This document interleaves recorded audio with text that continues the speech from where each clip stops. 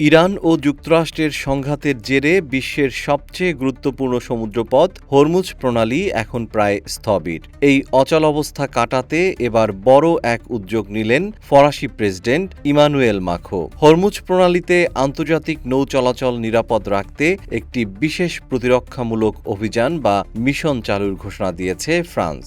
ফরাসি পররাষ্ট্রমন্ত্রী জিন নোয়েল ব্যারট জানিয়েছেন, এই আন্তর্জাতিক মিশনটি এখন চূড়ান্ত পর্যায়ে রয়েছে। এটি কোনো আক্রমণাত্মক অভিযান নয়, বরং পুরোপুরি একটি প্রতিরক্ষামূলক মিশন হবে। ফ্রান্সের মূল লক্ষ্য হল এই অঞ্চলে নিজেদের নাগরিকদের সুরক্ষা নিশ্চিত করা এবং মিত্র দেশগুলোর নিরাপত্তায় সহযোগিতা করা। এই মিশনটি ফ্রান্স একা করছে না। জিন নোয়েল ব্যারট জানান, হরমুজ প্রণালীর আশপাশের দেশগুলোর সঙ্গে আলোচনা ও সমন্বয় করেই এই পরিকল্পনা সাজানো হয়েছে। আঞ্চলিক গুরুত্বপূর্ণ অংশীদারদের কাছে ইতিমধ্যে এই পরিকল্পনার রূপরেখা উপস্থাপন করা হয়েছে।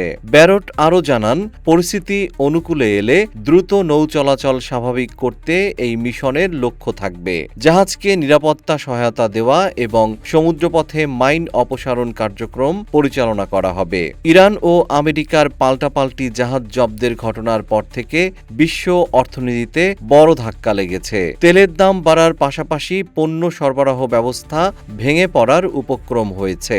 এমন পরিস্থিতিতে ফ্রান্সের এই সামরিক ও কূটনৈতিক হস্তক্ষেপ সমুদ্রপথে নতুন আশার আলো দেখাচ্ছে।